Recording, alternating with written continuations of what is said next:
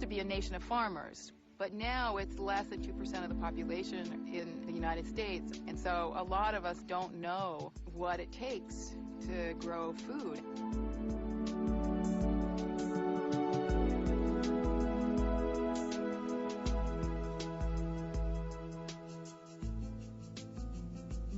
Over 12,000 years ago, people began planting and saving seed. Agriculture flowered, and civilizations were born. In China, thousands of varieties of rice were grown.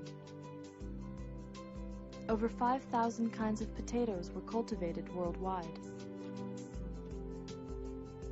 In the US alone, more than 7,000 varieties of apples were grown in the 19th century. In the 20th century, the face of farming underwent a radical change. The manufacture of nitrogen-based bombs during World War I led to the development of nitrogen-based chemical fertilizers.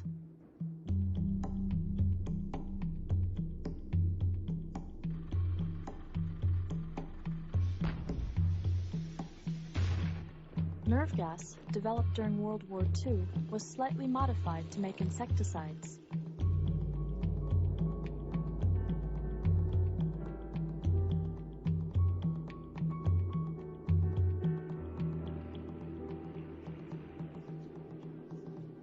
DDT was the hero of its generation.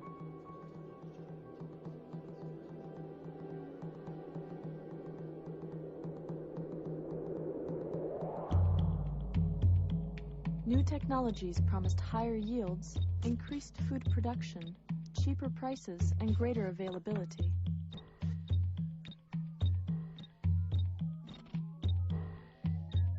By the mid-20th century, these technologies, along with new developments in plant breeding, led to the Green Revolution.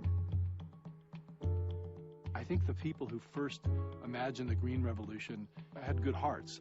Lots of people are starving around the planet. That's long been the case in human civilization. Their thinking was if we could just systematize agriculture like we did industry in the 1800s and bring it worldwide, bring one system that works, we can solve the problems that people have long had with agriculture. The next several decades saw a remarkable increase in production. Year after year, huge fields were planted with only one variety of crop. These monocultures created an ecological vacuum that insects and disease could exploit. This uniformity has led to some of the greatest agricultural catastrophes of mankind. In the mid-1800s, very few varieties of potatoes were cultivated in Ireland. When they became diseased, 1 million people died.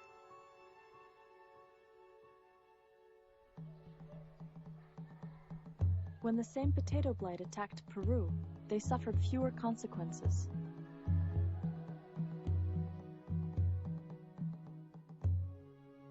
Today, only 4 varieties of potatoes are widely grown. 97% of the varieties of vegetables grown at the beginning of the 20th century are now extinct.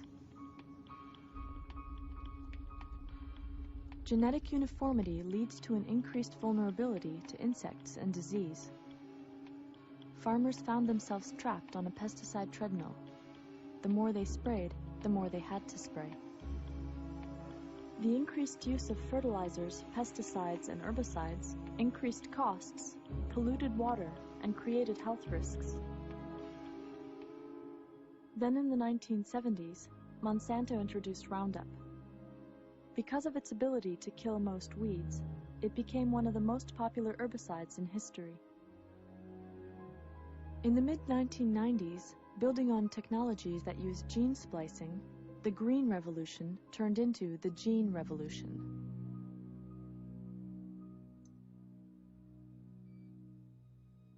Capitalizing on the new technology, Monsanto genetically modified its seeds to be Roundup ready.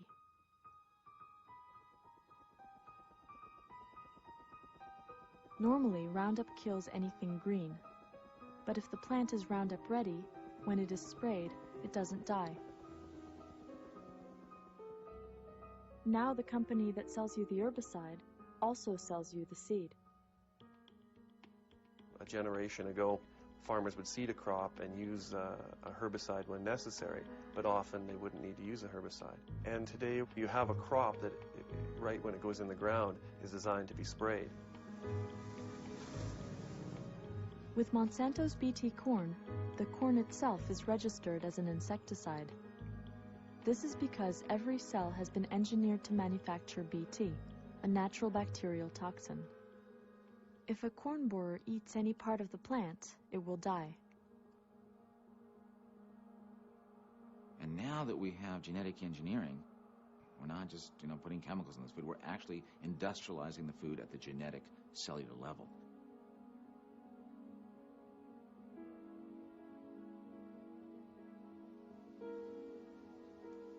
One of the most controversial aspects of the gene revolution is the patenting of seeds. There was a very good reason why for virtually 200 years the Patent Office and Congress did not allow for the patenting of life. The right to patent is guaranteed by Article 1 in the Constitution. Food crops were deliberately excluded from patenting on moral grounds. Starting in the 1930s, plant breeders were given the right to patent their work. But the patent protection did not extend to the subsequent generations of seeds. Clearly when you patent a tennis racket, let's say with a new sweet spot, you can describe that very accurately to the Patent Office. But how in the world can you describe a whole plant, much less generations down when that's changed and mutated? But in 1978, Dr. Ananda Chakrabarty took the first living organism to the Patent Office. Chakrabarty was an engineer for General Electric, and he created an oil-eating microbe and tried to get it patented. And the U.S. Patent Office said, no way, we do not allow you to patent parts of nature. If you have a tennis racket or a toaster, you can patent that, but you can't patent a part of nature. But General Electric and Chakrabarty were very insistent. They took it all the way to the Supreme Court. And at one vote majority decision, they said, you can patent this genetically engineered microbe. Interestingly enough, this oil-eating microbe was never used because even though it did eat oil and oil spills, it apparently ate a lot of other things for dessert. The floodgates were now open for genetic engineering. During the Reagan administration, they said, let's patent animals. And then human genes and human body parts. I think what the companies would like to say is, we are patenting the gene. Now, wherever that gene goes, we own anything that we put it in. If it goes into a plant, we own the plant. If it goes into an animal, we own the animal. They might even say around the world, if it goes into a human being, we own that human being. There would be some constitutional problems with that in the United States. But they clearly would want their patent to follow the gene. The issue of patenting life has never been voted on by the people or the Congress of the United States. It actually means giving corporations, incredibly, the power to own, control the species of the earth. While corporations were patenting everything under the sun, they were also busy in another area. Starting in about 1995, the stock market was running up, and Monsanto was buying up seed companies, and DuPont was buying Pioneer, and there was this, basically, the U.S. pesticide industry bought the seed industry for all intents and purposes. Monsanto spends $8 billion buying up seed companies. By the 1990s, corporations begin patenting not only GMO seeds, but seeds that haven't been genetically engineered. The only requirement is that they have not been patented before. It's one of the wonderful things about what our government has done for the years with seeds is trying to save seeds so that we can preserve biodiversity. What companies have done is gone into those seed banks, find the seeds that aren't patented, and patent them. And as long as they're the first person at the patent office, they get the patent. It is estimated that Monsanto owns 11,000 patents. Why would corporations do this? Because then they can take the one seed they want to use to replace all these seeds, and it will own the marketplace.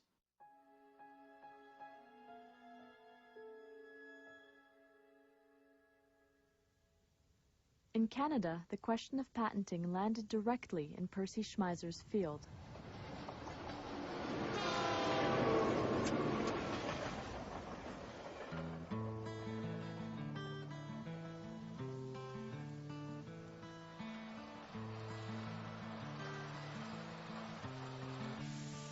I've been farming for 53 years, and in those years I've grown mostly wheat, canola, oats, and peas. This field has had wheat, and the field behind me has canola in it, or rapeseed as it is known in Europe. When our grandparents came to this country, there was no such thing as chemical companies or seed companies, and they had to rely and develop their own seed, borrow seed from their neighbors, or bring it from Europe with them. Percy was known in this part of Canada as a seed developer and a seed saver.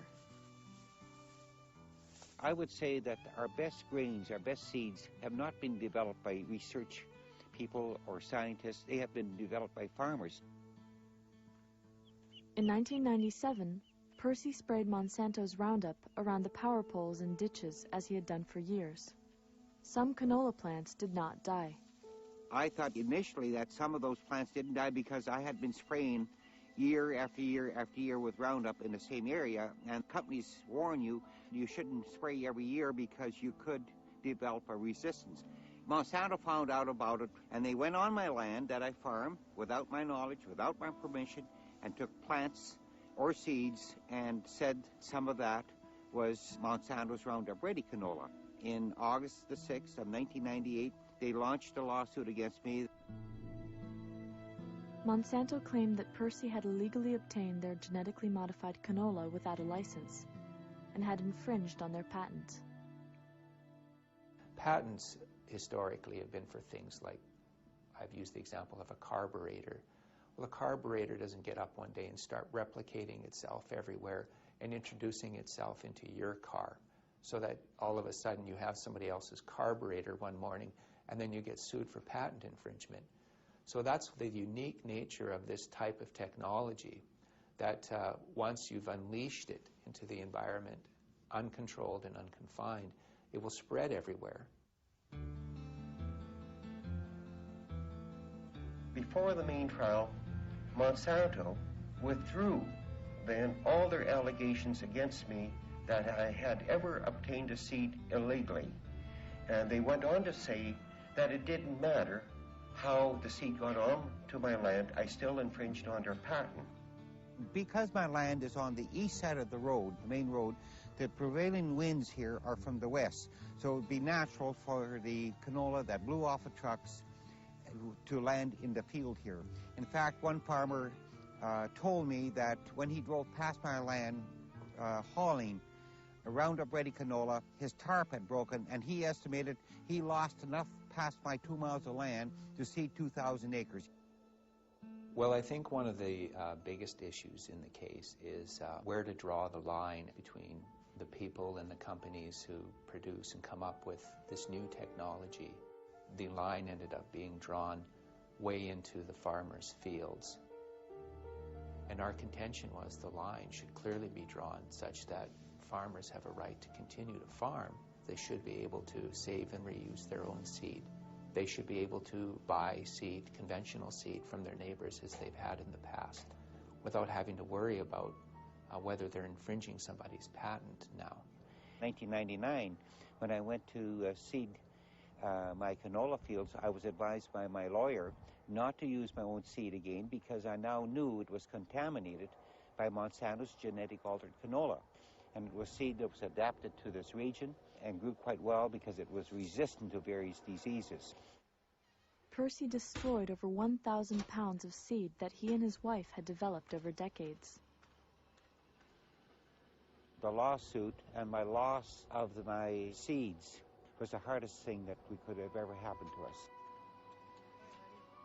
Now here Monsanto comes along, what we worked for all these years, they just want to take it away just like that from us. I could never do that. To go into their office and take anything, I would be prosecuted. And they can just come and do anything to the farmers just like they own them or so. It really is upsetting.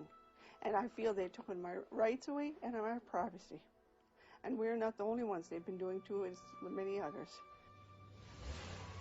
Why are they prosecuting so many of these little farmers? Well, they're only being worth a couple of 100,000 when they're such a multinational company. Why? Is it greed, or is it they just want to control all the seeds? Percy was not the only farmer accused by Monsanto.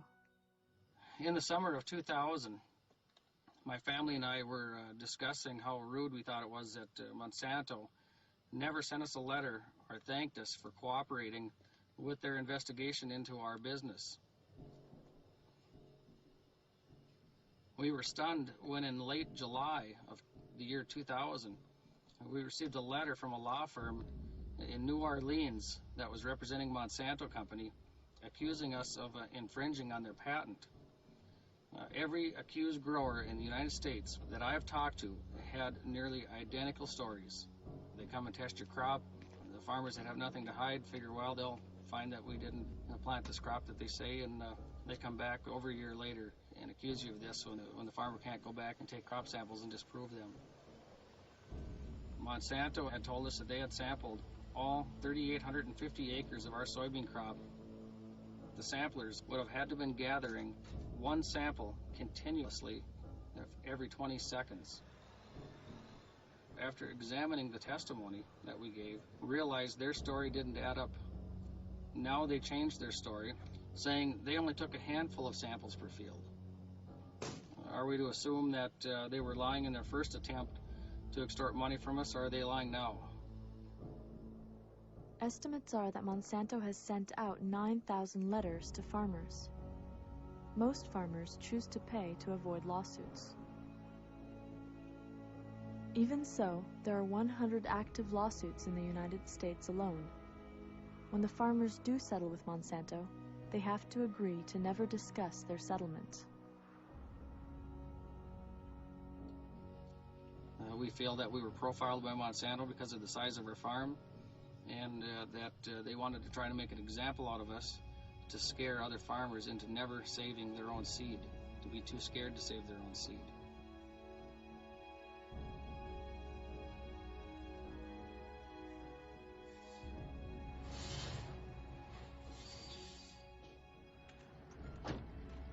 Eventually, my case went to court after 2.5 years, and Monsanto dragged me through those courts in pretrial. They did everything to break me, and basically took all of our retirement funds, because just my lawyer fees alone, up to date, have been about $200,000.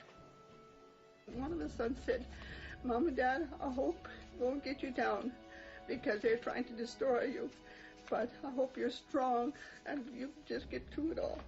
He says, that's the only way the changes will be made in our country with these big companies. Monsanto ready to wage war. Schmeizer's case opened the door for Monsanto to pursue other patent breaches. A lot of people have asked me why I didn't just settle. I probably could have settled for maybe a slap on the wrist or maybe a few $1,000s fine. But what I did was talk it over with my wife and said, look, they destroyed our seed, everything we've worked for in the last 50 years, and if I sign this, that I grew genetic altered canola without a license when we were doing our own thing, minding our own business, I couldn't live with myself, and I feel that it was taking my fundamental rights away from me. My grandparents left a system like that way back turn of the century to get away from control and a feudal type system. Are we going to want to go back to that? And we said no. We'll fight it and stand up for what we believe in.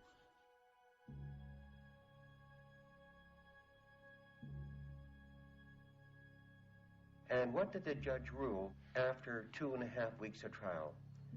He said it didn't matter how Monsanto's genetic altered canola got into my field.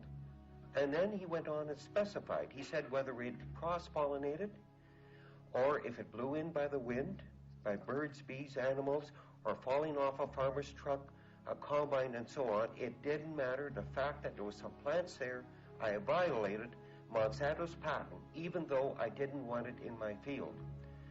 Number 2, which is the most important one, I think, he ruled any farmer that has a regular conventional plant, it doesn't matter what kind of plant, if it's a tree, if it's a seed, and it gets cross-pollinated with Monsanto's gene against your wishes and destroys your property, my plant becomes Monsanto's property.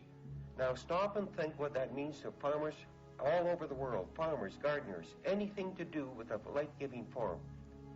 The third issue he ruled, the fact that I never use Monsanto's patent, which means I never use Monsanto's Roundup Ready herbicide or glyphosate on my crop, he ruled that's immaterial. He said the fact was that there were some plants there. So that shows you the power of patent law over farmers' rights. If you go and look at a canola field that's 1/2 GMO, 1/2 regular canola, you will not be able to tell the difference between the two. They grow the same, they act the same. The only way you'll be able to discover it's there is if you go spray Roundup. Well, what you killed is your own, and what survived belongs to Monsanto now as a result of this case.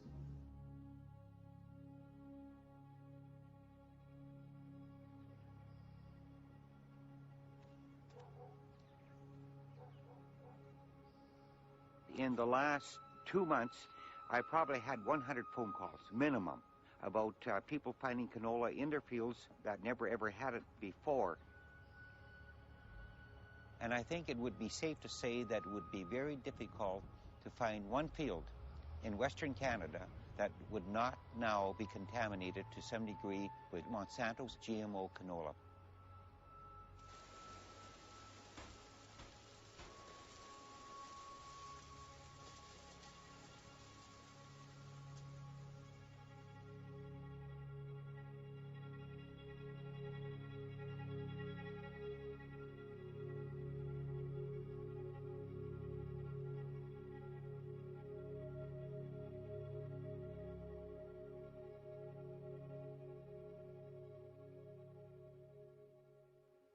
There's an old sort of ethic that emerged in agriculture communities, and I grew up with that ethic.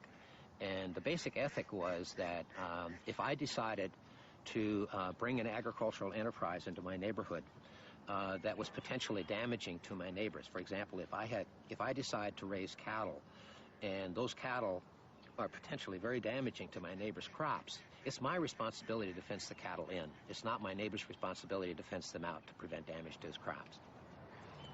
The way that the system is functioning now, it's my responsibility to fence that technology out from my crops. And of course, there's no way that you can build a fence high enough to prevent that. We know that now. All species have developed elaborate mechanisms over millions of years to protect their cells from invasion from foreign DNA. Genetic engineers have to overcome the integrity of the species barrier to insert a new genetic trait into a plant or animal. When scientists began genetic engineering 30 years ago, they believed that one gene expressed one trait, that transgenic DNA would be stable even when forced to cross species barriers. A new technique of molecular biology appears to have allowed us to outdo the standard events of evolution. In 1975, a conference of pioneers in genetic engineering was held to discuss the issues of safety and ethics of the newly discovered transgenic research. Some biologists argued for a moratorium on research until the safety of the technology could be established. It is not known what sort of risk this is going to create because we have no tests.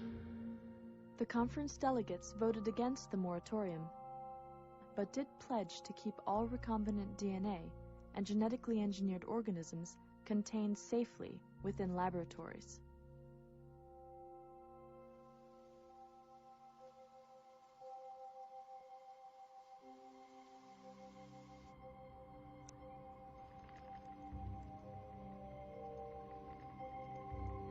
Currently, both agriculture and medical biotechnology use genetic engineering. Medical biotechnology has created many life-saving products.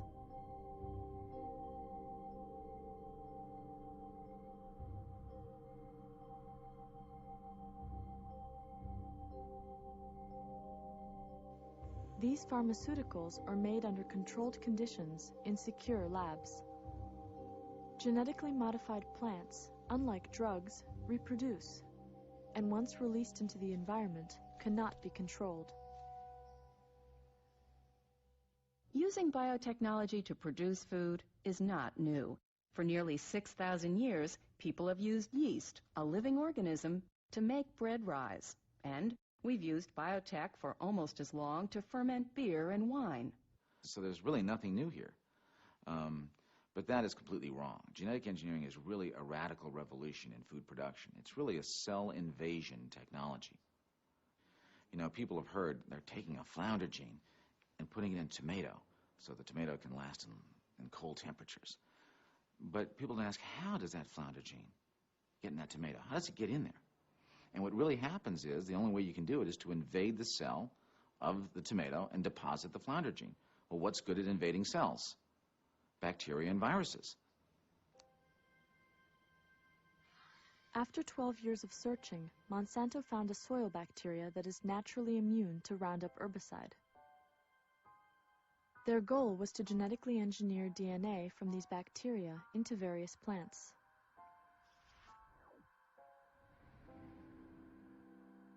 They cut out a sequence of DNA that is resistant to Roundup. But if this DNA sequence alone is inserted into a corn plant, it will have no effect. So the next step involves E. coli bacteria. Gaps are created in the E. coli DNA, and when the two test tubes are mixed together, some of the E. coli DNA recombines with the Roundup-resistant bacteria. Then the technicians smuggle the engineered DNA into the cells of the corn plant they want to modify. Cells will naturally reject foreign DNA, so they developed a method using soil bacteria that causes tumors in plants. They use this bacteria to ferry the engineered DNA into the plant's nucleus. There are also two other methods used to get the engineered DNA through the cell wall. One uses a stream of electricity to create tiny holes in the plant cells so they become vulnerable to infiltration by foreign DNA. Another is the gene gun, which blasts particles of gold coated with engineered DNA into the plant cells.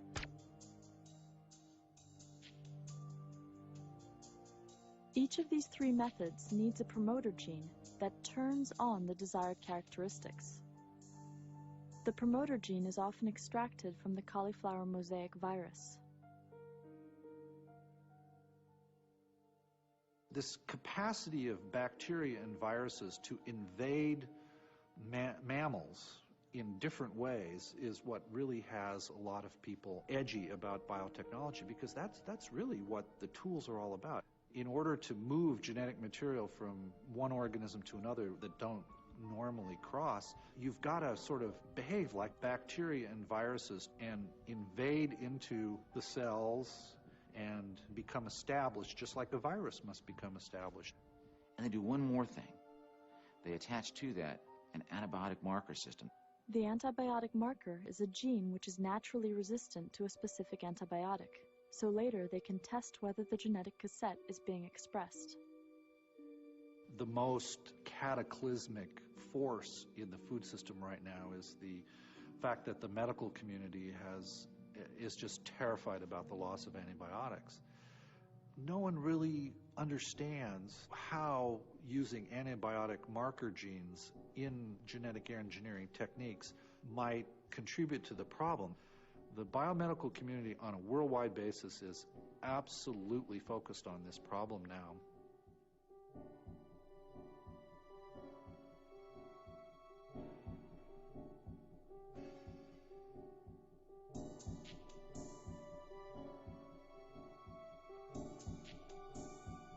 As we move on into this so-called biotech revolution and we start producing more and more transgenic manipulations, we'll start seeing pieces of DNA interacting with each other in ways that are totally unpredictable.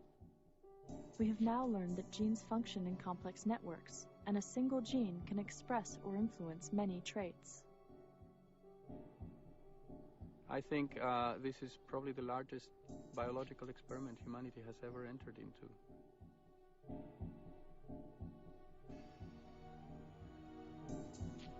The Flavor Saver tomato was the first genetically engineered food to reach the public. Calgene, the corporation that produced the tomato, had done 3 voluntary feeding studies on rats and found lesions in some of the rats' stomachs. Over the objections of several government scientists, the tomatoes were approved in May 1994.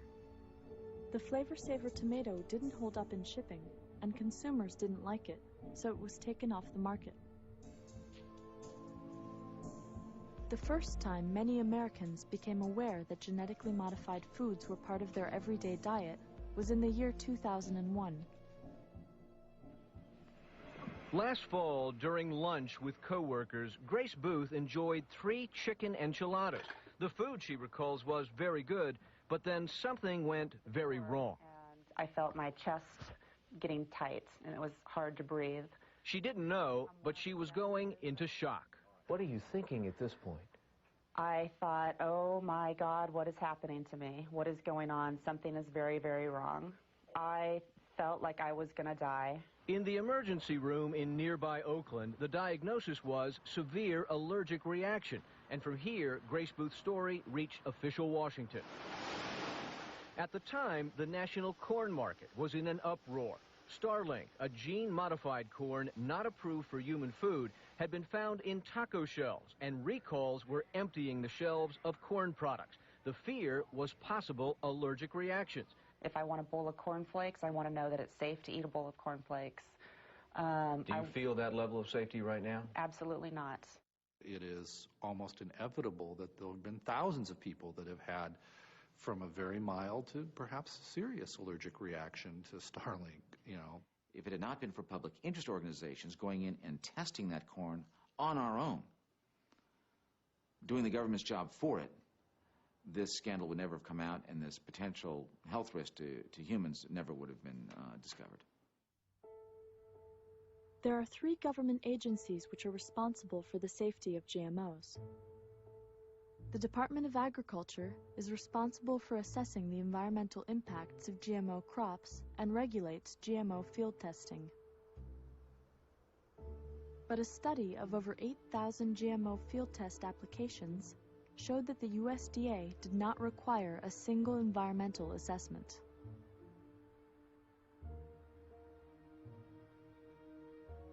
The Environmental Protection Agency regulates insecticides. BT, a natural insecticide, is engineered into every cell of genetically engineered BT crops.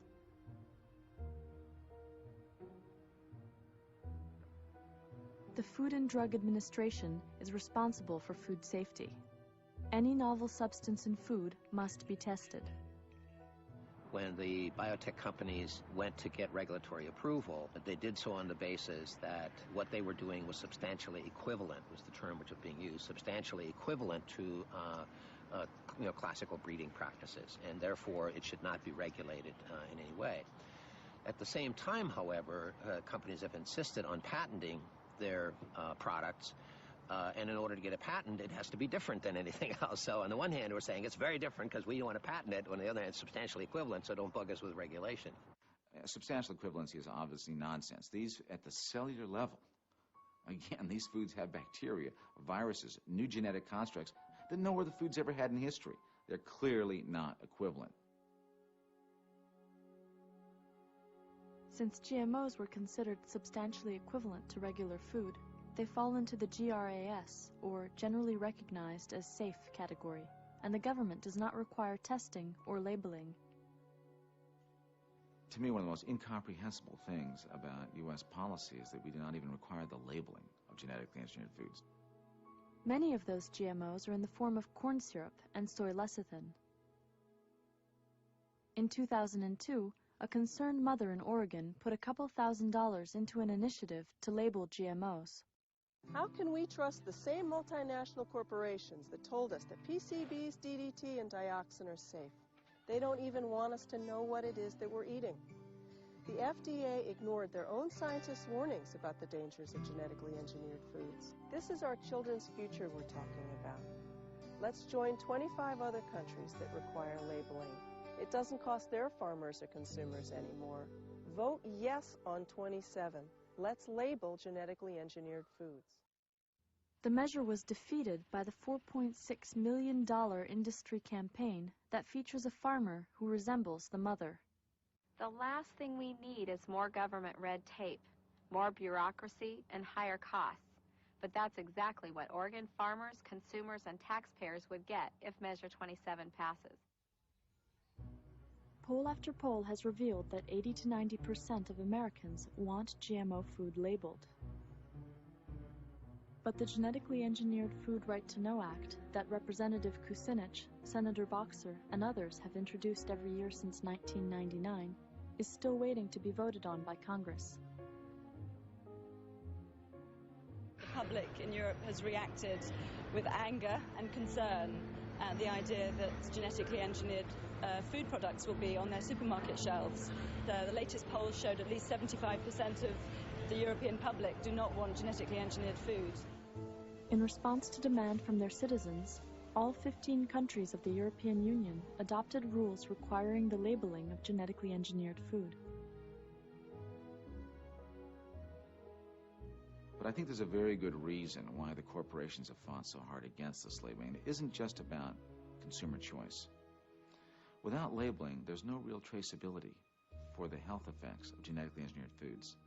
If you're a mother and you're feeding your baby infant formula, and it's not labeled as genetically engineered with soy, for example, and your child has a toxic or allergic reaction, there's no way you're going to know that that was caused by genetic engineering because it's not on the label.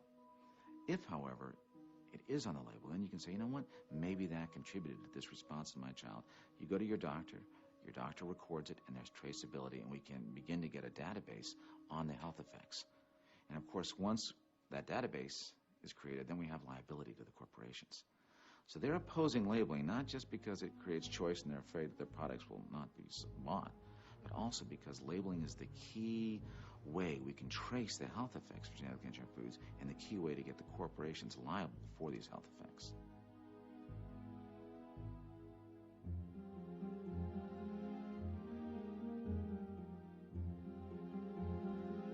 The Japanese people are deeply concerned about the effects of genetically modified food. A trade representative stated, "We will watch the children in the United States for the next 10 years."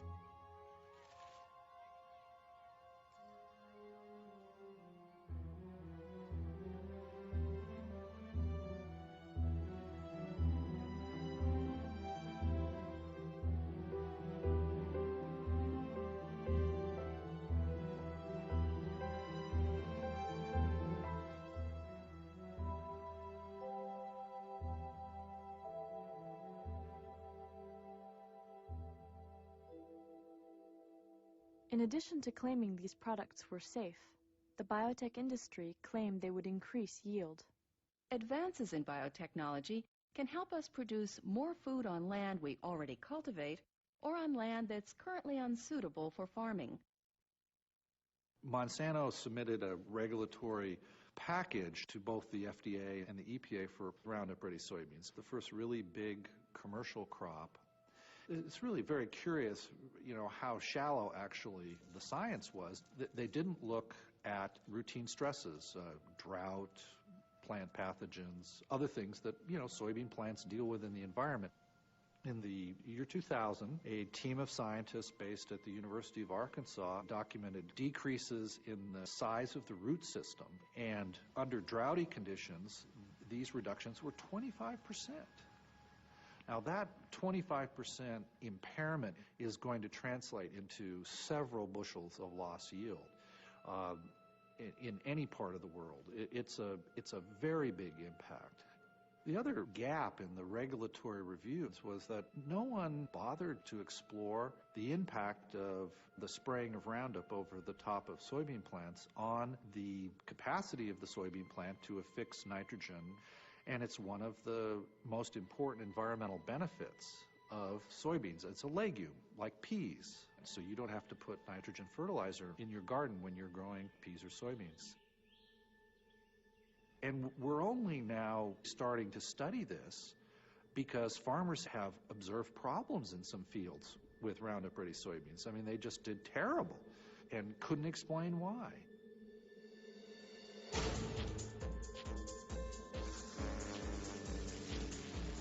One of the biggest threats to yield comes from superweeds, weeds that have become resistant to herbicides like Roundup. In 2003, mare's tail, a superweed, spread into 21 states. Now farmers have to use dangerous chemicals such as 2,4-D, which is similar to Agent Orange and has been proven to cause birth defects. Instead of spraying less, they are spraying more.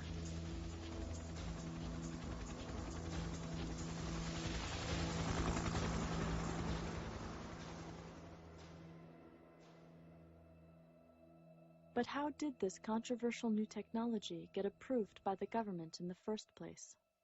At the end of the first Bush administration, George Bush's administration, Dan Quayle ran something called the Competitiveness Council. We will ensure that biotech products will receive the same oversight as other products, instead of being hampered by unnecessary regulation. What Quayle's council recommended is that there be no regulation at all for these foods. This outraged FDA scientists. There is voluminous documentation showing that FDA scientists said this food needs to be tested. This food can be toxic. This food can create new allergens. The genetic engineering process, the cell invasion technique that is genetic engineering, can lower nutrition. It can create immune problems in laboratory animals. All these things need to be tested, much less the environmental effects. But Dan Quayle and his council said, no way. We want to be the first in the world to market this food. FDA still said no. So what do? They brought in a deputy commissioner for food policy, a man named Michael Taylor. Michael Taylor used to work at King & Spalding as Monsanto's senior counsel there. He had written up the industry regulations, which were basically no regulations, and of course he allowed this no regulation policy to become official U.S. policy in 1992. Monsanto employees and government regulatory agency employees are the same people. And to give you one example, there's countless names on this list, but one that kind of stands out to me, the biggest, is Linda Fisher. Linda Fisher, for the past 7 years, has been an executive vice president for Monsanto Corporation. She is now the deputy administrator for the EPA, also as a deputy administrator under George Bush Sr.'s administration. Prior to that, she was with Monsanto. And prior to that, she was with the EPA. She's been back and forth 3 times. And the list goes on and on like that in Washington.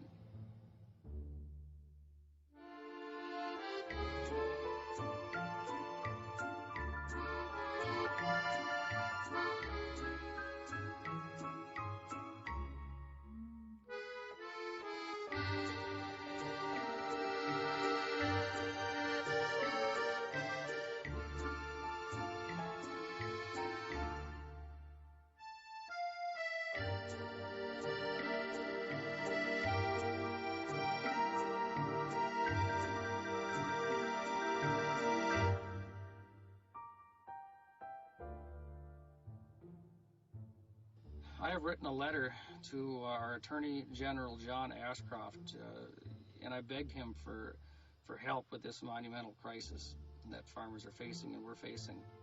His response was that it is not their policy to get involved in private litigation matters. I have since learned that Mr. John Ashcroft has submitted a brief to the U.S. Supreme Court regarding a similar patent infringement case to be heard in October. He preyed upon the Supreme Court to uphold these new plant patents to protect the corporations that own the patents. Upon learning this, I also learned that Mr. Ashcroft had received the largest campaign contribution that Monsanto gave any 2000 political candidate in his failed bid for Senate re-election.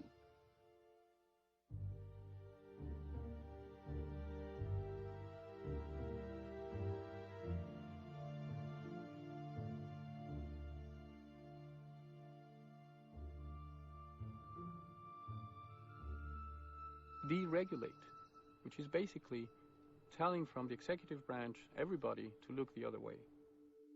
Companies now do testing themselves and report their findings to the government. The process is voluntary.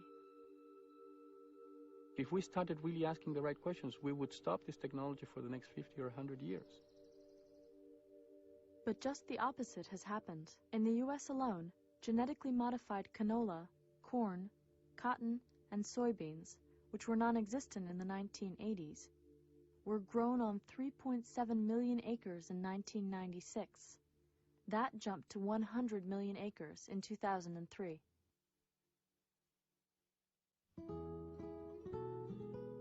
In 1998, Mexico banned the planting of genetically engineered corn to protect their agricultural heritage. In Mexico, there are literally hundreds of varieties of corn. Some of them are adapted to very wet climates, some to very dry climates. Some of them are resistant to certain specific pests. Some of them have different tastes. Some of them are good for doing popcorn that was invented by the Aztecs. Some varieties are good to make tortillas or to feed the cattle. There's a whole bunch of kinds of corn in Mexico.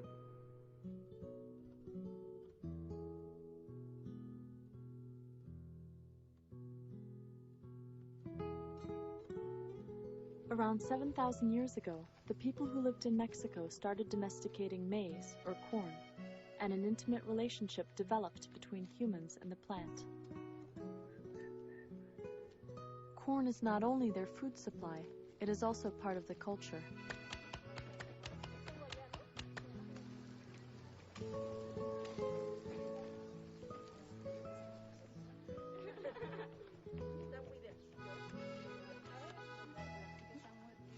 In the mountains in Jalisco, the farmers plant on purpose their cornfields near areas where the wild corn grows, the teocintle.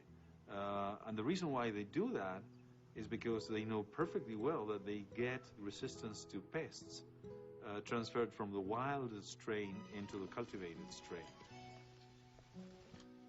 We don't know which parts of that diversity are going to be useful, and we need to preserve them all. Now, most of the diversity for crops is contained within so-called land races. These are the plants that small farmers, generally in very diverse areas of the world, maintain in very small plots with selection for the very specific conditions of the plots, which might be certain altitude, frost, or drought, or very specific conditions. That is really the basis of diversity that we are continuously tapping from to maintain our commercial production of crops, to feed the world, basically.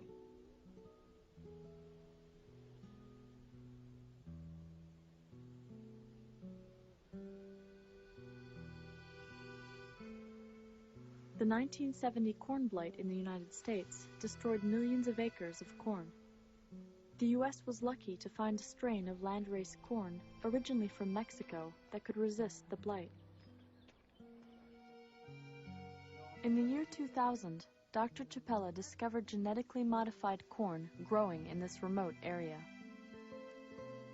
The campesino farmers had bought kernels of unlabeled American GM corn from their local government store to eat.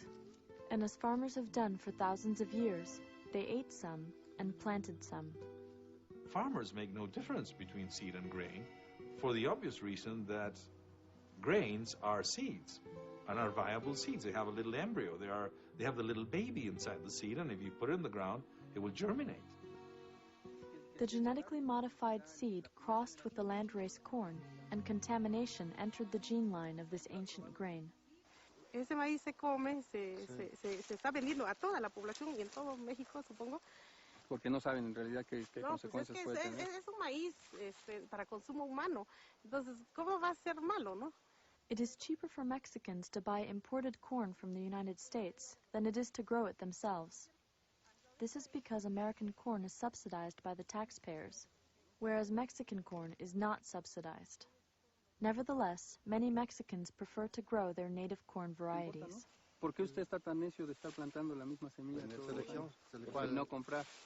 Bueno, nosotros lo tomamos como un ahorro, porque también a veces, digamos, falta de económico, pues no tenemos que correr a la CONASUP para comprarlo. Sin embargo, estamos comiendo, según nosotros estamos comiendo lo mejor, porque es un maíz que...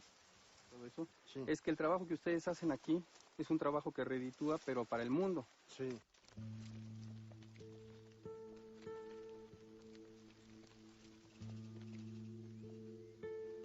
The farmers said, if we do have transgenic elements in our corn, is it going to be like our colleague in Canada? Will the multinational companies come and demand payment for the presence of the gene?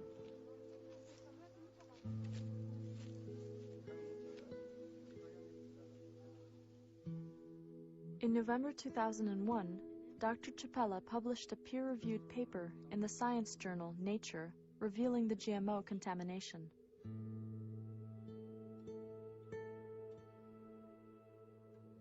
We took this very seriously from the beginning, and we have been doing studies and collecting samples and sending them around, trying first to duplicate Ignacio Chapela's results, which we did, and now going a step further and identify this problem. This is an issue that is a bit contentious because we didn't want to in any way jeopardize our genetic heritage. The first thing is we didn't want that to happen. Whether that is going to have other consequences, well, that's a matter of debate. The fact is those sequences were not supposed to be in those corns, and they are now. And that's a big problem for us.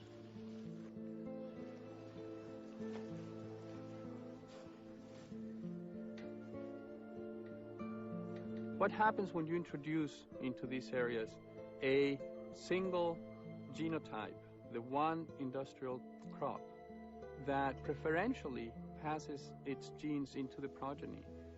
What happens is basically you crowd out that diversity. And this, in the long term, is a major threat to food security. Not only for those people who live there, but also for us, also for our industrial production of food. If we do not have access to those genetic resources, we're going to be facing challenges that we are not going to be able to solve. It is not just genetically modified corn that has raised patenting issues in Mexico. Current international system of patents does not protect in any way traditional knowledge, and we have had a number of problems in Mexico related to that. I think there are 3 or 4 applications for patents for tortillas. Like it was a new thing, like somebody had invented tortillas, which of course have existed for 3,000, 5,000 years, we don't know.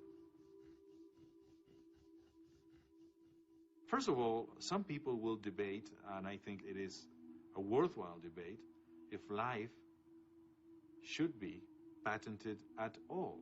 And that's a discussion that humanity as a species hasn't done properly. And it is a sort of pending homework, something we need to do.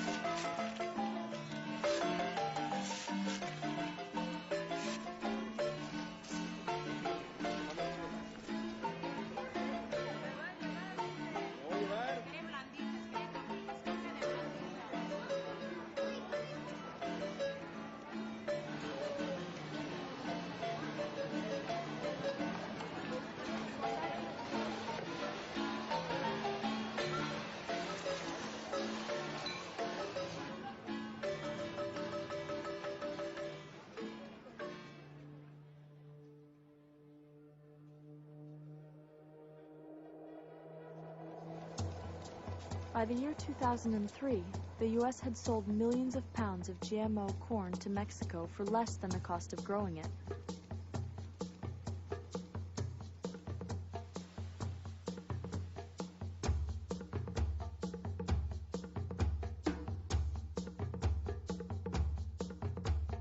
Around the world, resistance was mounting against the U.S. exported genetically modified crops.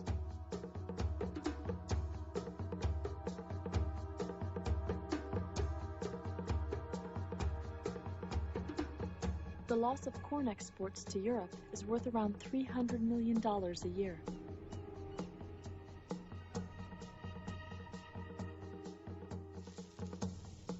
This has only compounded the farm crisis in North America. On the one side of the farmer, there's the oil and natural gas companies and fertilizer companies, seed and chemical and machinery companies and banks. And then the farmer is literally in the middle of an agri-food chain. Downstream, there's processors, railways, grain companies, restaurants, packers, etc. And what's happened in that chain is each link, with the exception of the farm link, is being dominated by fewer and fewer, larger and larger corporations. Those huge corporations that face little competition are able to extract extremely large revenues and profits out of that chain and leave very little for the family farmers. And what the family farmers do get is quickly snatched away by chemical and seed and fertilizer companies who themselves have tremendous market power. Farmers are not the ones making the money. There's money being made on both sides of the farmers, but not the farmers. When you put $1.50 on the counter for a loaf of bread, that money then moves through the hands of the retailer. And these are $10 billion corporations with only one or two competitors. And the miller that makes the flour can do the same thing. The grain company that sourced the grain. And by the time it gets back to the farm, there's only a nickel left.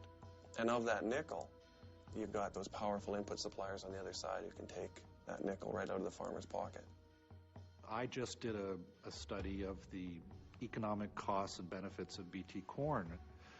The official USDA statistics show that the cost of producing a bushel of corn is about $3.20 or $3.40, and the net return to the farmers maybe $2.20.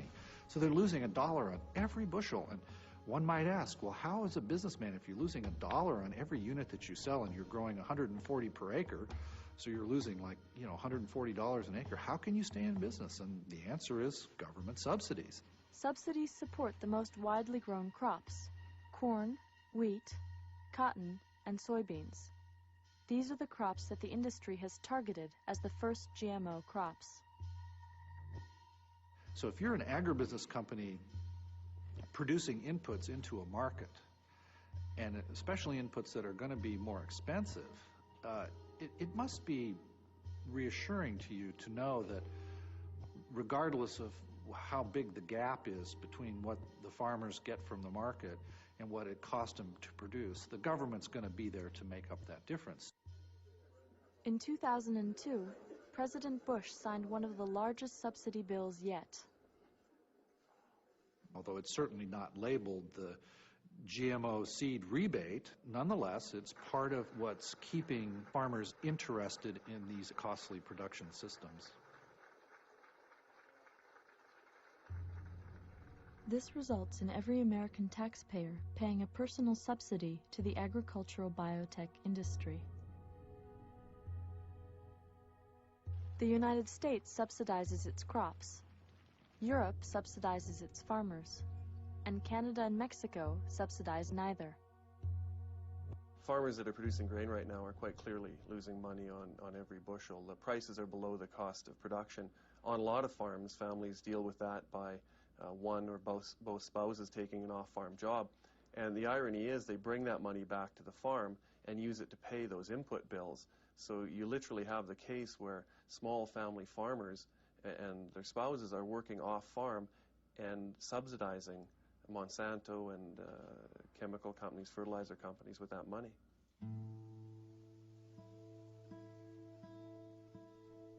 If you talk to people in agricultural circles about, well, what's the important skill of farming? It's marketing. It's taking full advantage of the government programs. It's dealing well with your banker and all the people that you lease land from and managing equipment well. And, those are the skill sets. It's not their understanding of the biology of their soils or their production system or the traditional skills that one would think about. What it takes to be a farmer in America today has really changed, and the skill set of farmers has become divorced from the managing of this biological process, which we call food production.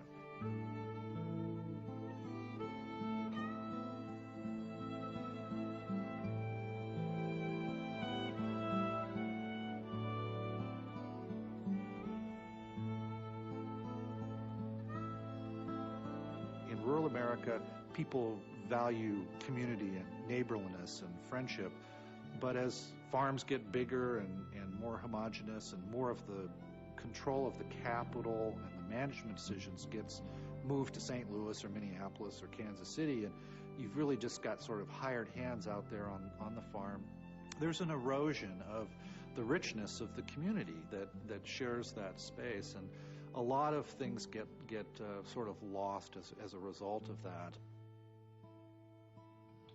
My family has been enduring a living hell since this began. I am sure this is what led to my father's recent heart attack. He has been physically and emotionally shattered since this began.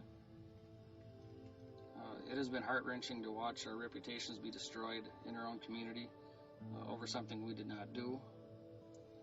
I believe that the patenting of crops that extend to the progeny, in other words, the seed that a crop produces, like soybeans here, which cannot be kept controlled or kept separated on our farms, is nothing short of insane.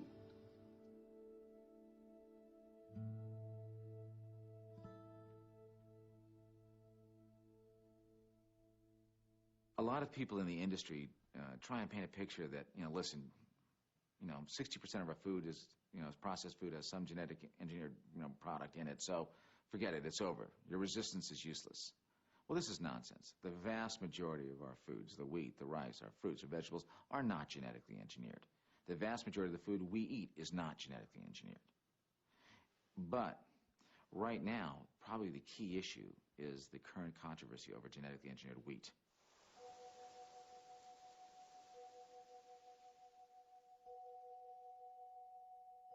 Even some of the farmers that thought they might like genetically modified canola originally are saying no to genetically modified wheat. We had the Canadian Wheat Board sitting at the table with Greenpeace and the Canadian Health Coalition, the Council of Canadians, and a whole bunch of farm organizations. And they had a news conference to release a letter to the Prime Minister that said, we don't want GM wheat. And that letter was signed by an additional 200 organizations. Genetically modified wheat is a very, very serious concern for us up in North Dakota, and we have 124 acres of GMO wheat planted in research plots throughout the state. We don't know where those research plots are, all of that's proprietary information. So there's already the potential for contamination.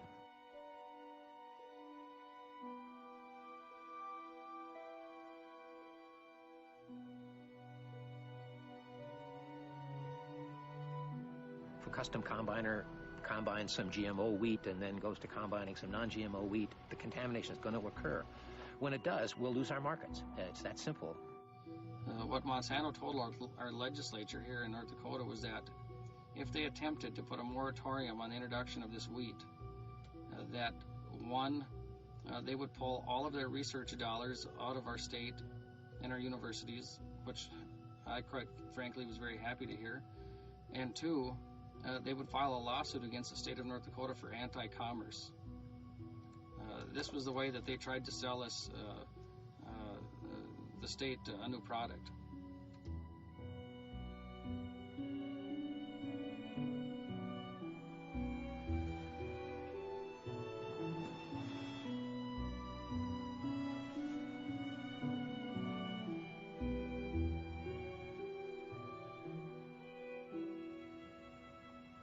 In the past, there were public institutions that supplied the farmers objective analysis of new technologies. Universities started playing an important role in asking questions about this back then in the 70s, but soon enough it was evident that we did not want to have universities asking questions. So there was a big influx of money from industry to support research at universities, and that led to research that was favorable to the development of the industry and publicity that was simply promotional of the technologies. The reality is that in our land-grant university system, and certainly in the U.S. Department of Agriculture, there's a small tolerance for people doing research that directly challenges the conventional wisdom. It's ridiculous. You know, the recent work that we've done on the movement of transgenes in corn in the Centers of Diversification was run on $2,000. Compare that to $25 million coming the other way in exactly my college. And that is the only piece of work that I know is actually happening. The biotech industry aggressively attacked scientists whose research questioned the safety and impact of genetically modified crops. Renowned scientist Dr. Arpad Pushtai was suspended 2 days after discussing his research that raised questions about the depressed immune systems and growth of rats which had been fed genetically modified potatoes.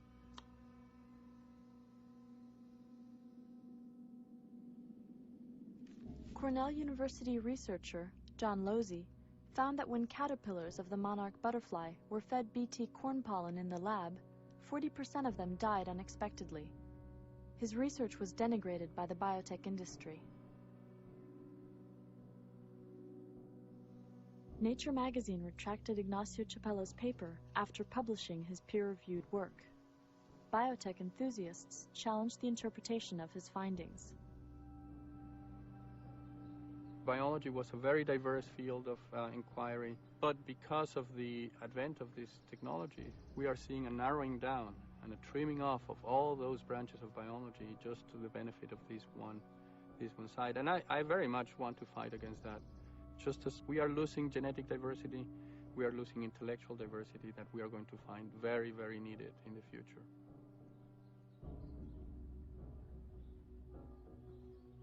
The conventional wisdom in the U.S. today is that ag biotechnology is progress. There's not a lot of encouragement for young scientists to carry out research that might raise questions about that basic judgment.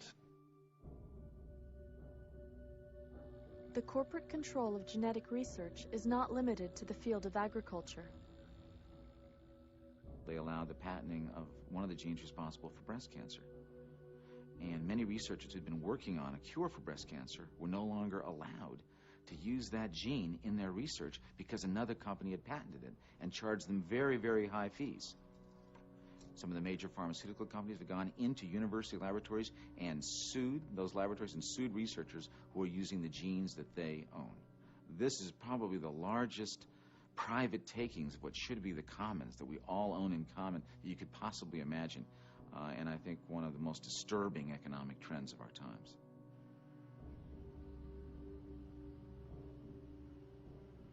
While biotech companies take over on an intellectual level, and genetic engineering takes over on a cellular level, multinational corporations are taking over worldwide by consolidating our food supply. The combination of Kraft and Nabisco creates a real global leader in the food industry. Scale is a real advantage in this industry. As Kraft has proven, it increases both efficiency and effectiveness. The average citizen doesn't really understand both the momentum and the extent to which consolidation is taking place in our whole food and agriculture system.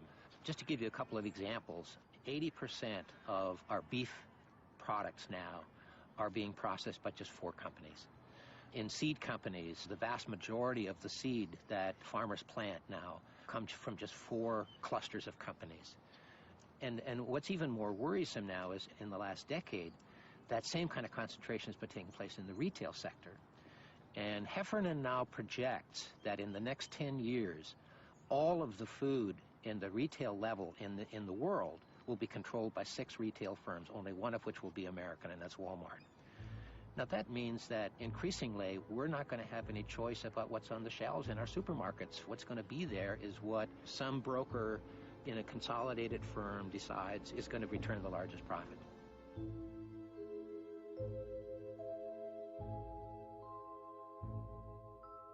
One of the problems that the biotechnology industry has is that it's done nothing for the American consumer.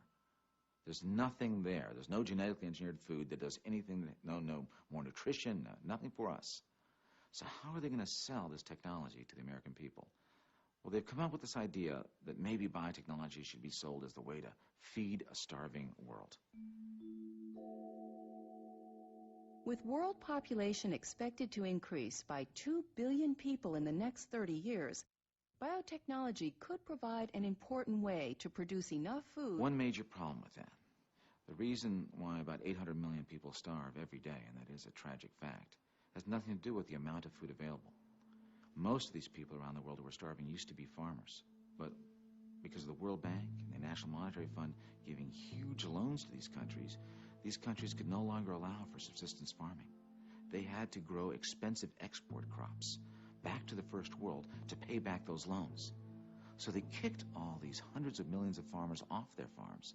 They end up in the Bhopals and the Mexico cities and the Brasilias of the world without money. They no longer are growing their own food, and they're competing for the scarce jobs available in the new industrialization of these countries. They are no longer food independent. They're food dependent. Amartya Sen, the Pulitzer Prize-winning economist, after a decade of work, pointed out again and again that the problem of hunger is not a production problem, it's an access problem. It's getting entitlement to food, not producing food, that's the problem.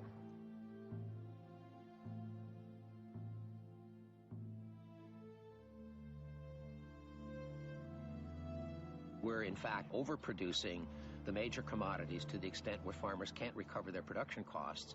And so we have huge subsidies. You know, we have 800 million people on this planet right now who are malnourished in an era of overproduction where farmers can't recover their production costs. When wealthy countries subsidize their crops, they undercut the markets of developing countries.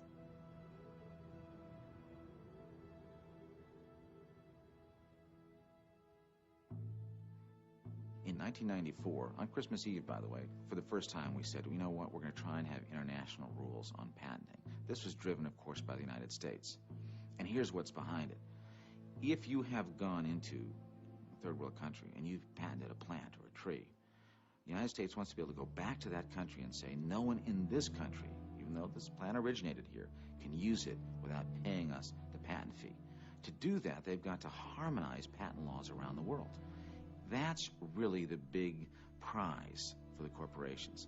It's one thing to make sure we're controlling the U.S. market, but if we can take these plants that we've gotten from the third world and make sure that no one in the third world can use them without paying the companies that patent fee, that's the big bonanza for the corporations. The generalized perception in Latin America, I also think in Mexico, and many other parts of the world also, the new unipolar system has benefited the United States more than it has benefited the minorities of impoverished countries of the world. This is an issue of big concern because there are not so many political alternatives around. We may eventually go back to despotic types of rule that I don't think will help in any way to make countries like Latin America or Africa or Asia progress. We really need compassion for the people in the world that have less.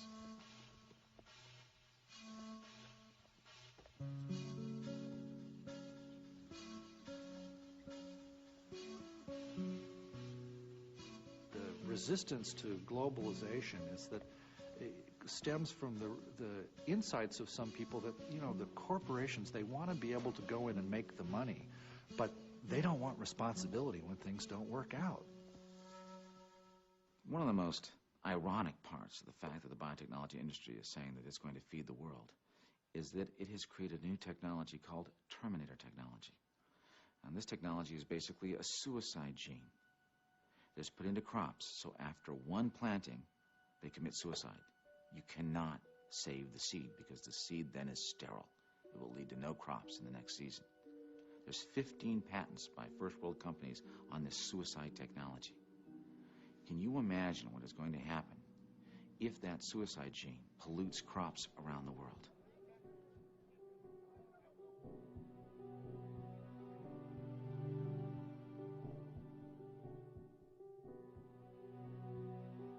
A few years earlier, a lot of people were saying, well, won't these technologies outcross into wild species?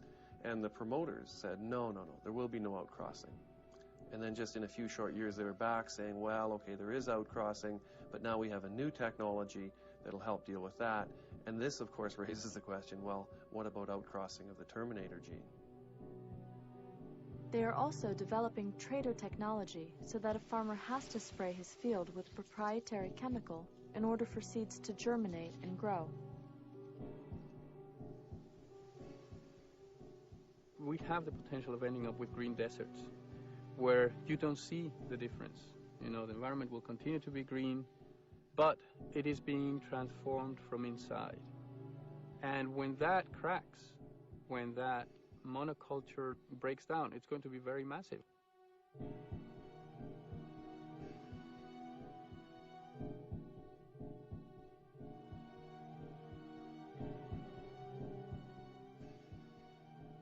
As we move into the future, what could we find on our supermarket shelves?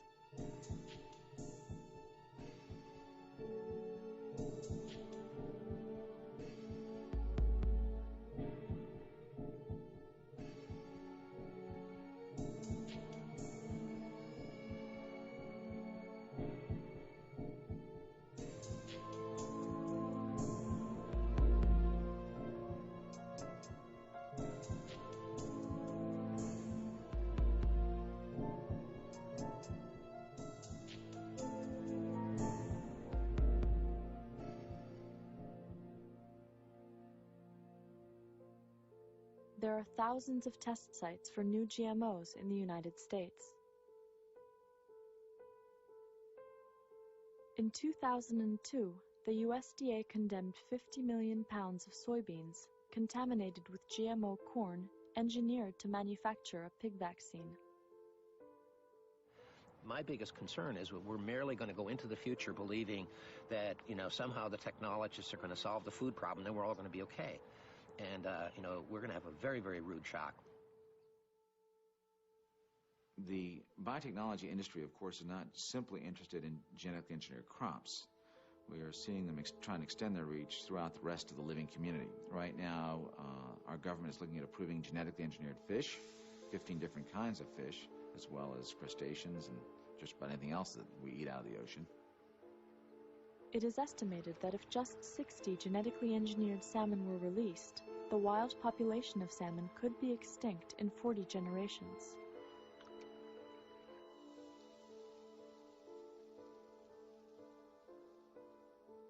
Genetically engineered livestock and poultry,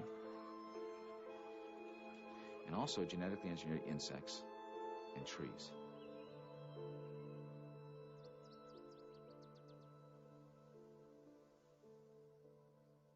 It is the industrial mindset now made the biology of our food. But something happened on the way to their future. People began to think about the consequences of our food system. And they said, you know what, we want a different food future. We want a different relationship to food, to the environment, to the farmer, to the worker, to our own bodies. What would it take to change the American food system to make farming sustainable and improve public health and environmental quality?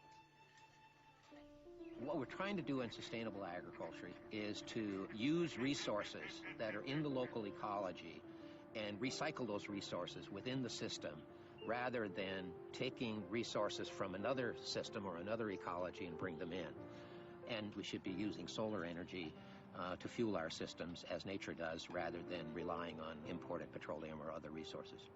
A century ago, people bought locally produced food. Today, food in a supermarket has traveled an average of 1,500 miles. Apples were grown all over America. Now they are shipped from China. This uses more imported oil and increases our dependency on other countries for food. The food from this farm travels an average of 50 miles. About 10 years ago, we started a program for Bay Area families where they can get a basket of our produce once a week. It's called Community Supported Agriculture. And our relationship with those families encouraged us to really diversify. And as a result, as you walk around this farm, you'll see that each field has many different things growing. There's fruits, nuts, citrus, there's grapes, as well as row crops like tomatoes and eggplant and corn. We've been farming organically for about 25 years because it is a system of farming where you are thinking about the human relationship to agriculture. You're thinking about primarily producing good food that you have no doubt about what character and quality it has, food that's healthy, that you have no doubt that my kids can eat, And so we've looked to evolve ourselves in a system that is diverse and healthy and sustainable. We have to respect nature's logic in all of this. We have to respect the millenniums of history that have gone into breeding. This is the work of thousands of generations of people who have plucked the wild onion, developed a little bigger one, chosen that over time. And it's not something anyone can say they own.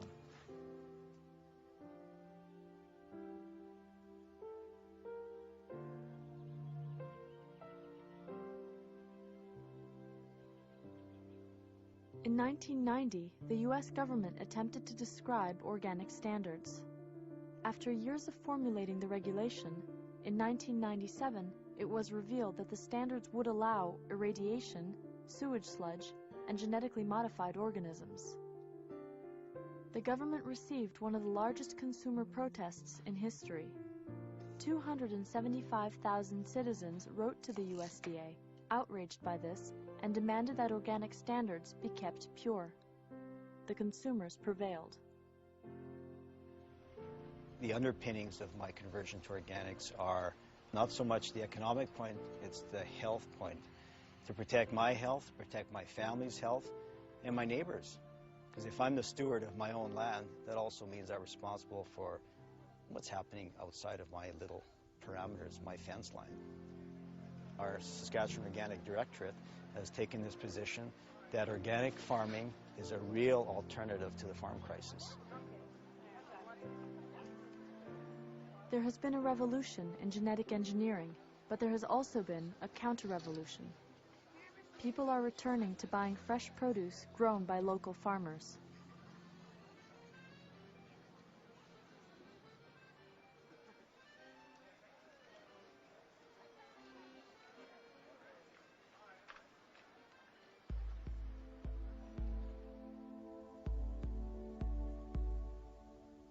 Organic farming, farmers markets, and community-supported agriculture are only 3 of the many alternatives to the industrialized food model.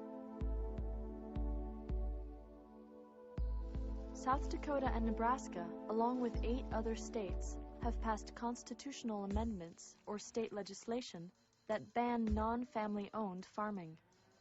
When the corporation said Nebraskans don't have the authority to ban we corporate persons from owning farmland, the Nebraska Supreme Court said the Nebraskans can put whatever they want in their constitution. This is their fundamental right. It's the essence of the American democratic system. The consumer is still king. And the problem is that consumers can't act unless they have adequate information. So one of the things that we can all do is to get as much information as we can, to get that information into the hands of the public, into the hands of consumers, so that consumers can continue to exercise their choice. Because the food system is fluid, it can change quickly based on the opinions of the public. But if genetically modified food is not labeled, how are consumers able to exercise their rights? The choices we make at the supermarket determine the future of food. Food is one of the most intimate things we do. And if we don't have any choices about that, I think that's a very troubling scenario.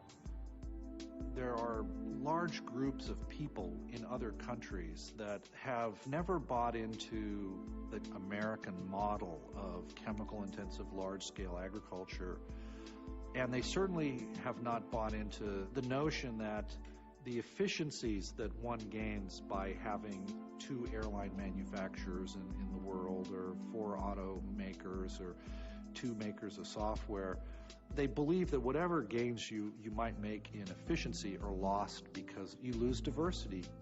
Whether there's going to be any serious change or challenge to the bulk of the way that agricultural land gets managed and farm businesses are organized, I think that's an open question, and frankly, I don't think it will happen unless the American public and farmers themselves sort of stand up and say, wait a minute, we just don't want to go any further down this road. And, we are a government of the people, for the people, and by the people, and hey, we're the people. We don't want to go there.